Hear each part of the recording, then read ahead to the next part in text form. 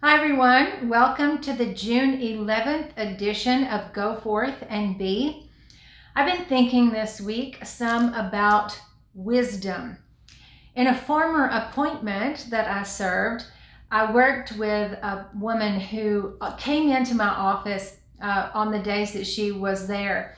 And every greeting she had for me was one of the, oh, perpetual mother of peace, or oh, great and mighty woman of knowledge.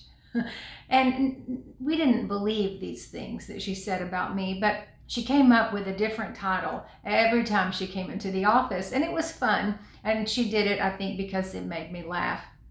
But she came in one afternoon and she said to me, "Greetings, Mother of Wisdom." And I said, "Oh, Michelle, let's stick with that one. Because if you say it enough, perhaps you will speak it into being." Because I have all of my life, but especially in my career in the church, in my work in the church, have longed to be a person of wisdom. And always in my mind, I've thought about that as a wisdom like Solomon, because that's the famous example that we have, right? The wisdom of Solomon. And I thought if I could just make the decisions, wise, good decisions like Solomon, I could really advance the work of the church. And unfortunately, I've just never felt anything like Solomon. I but this is something that I've prayed about and meditated on for many, many years. But the thing about wisdom is that if we define wisdom as having the mind of God, there are many, many ways for us to do that. And sure, Solomon was granted a special kind of wisdom. But in James 3:17, wisdom is defined like this: "But the wisdom from above is first pure, then peaceable, gentle, willing to yield, full of mercy and good fruits, without a trace of partiality or hypocrisy." That's a tall order in and of itself. If we just took one of those words, the wisdom from above, God's wisdom, is first pure. What does that mean? How can we live lives that are more pure? Never mind peaceable, gentle, willing to yield, full of mercy and good fruits, without a trace of partiality or hypocrisy. Without a trace of hypocrisy? Oh, mercy. The thing is that I think these are attainable for us.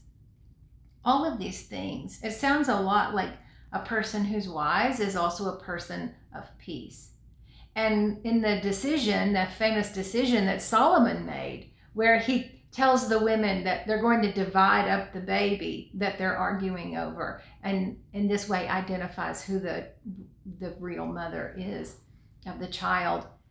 What he was doing was trying to create peace, right? In a situation that was a little bit chaotic.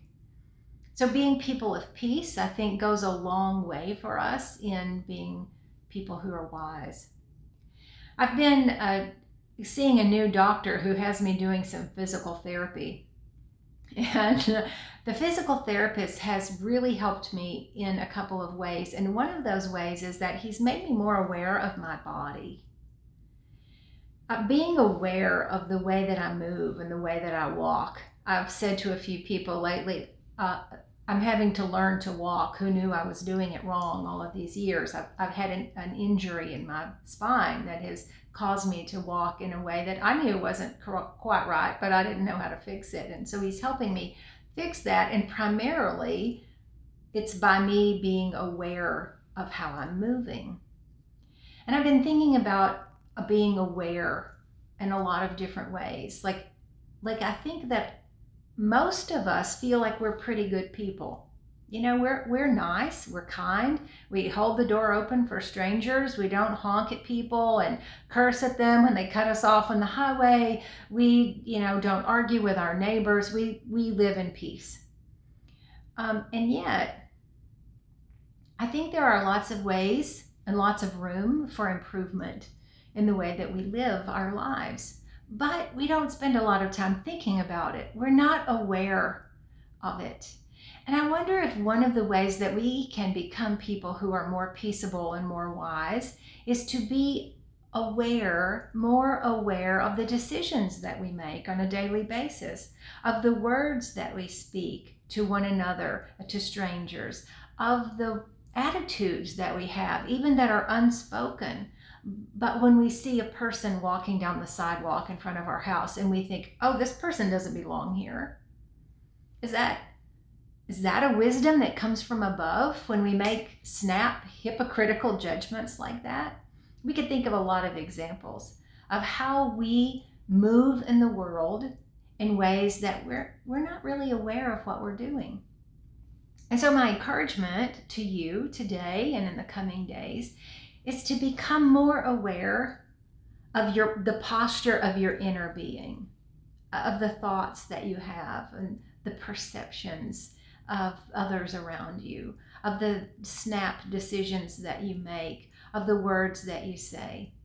And perhaps in this way, we all can increase our wisdom and become mothers and fathers of wisdom, all of us.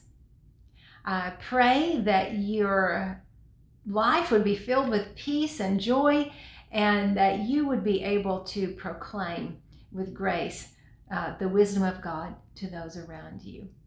All peace. Shalom.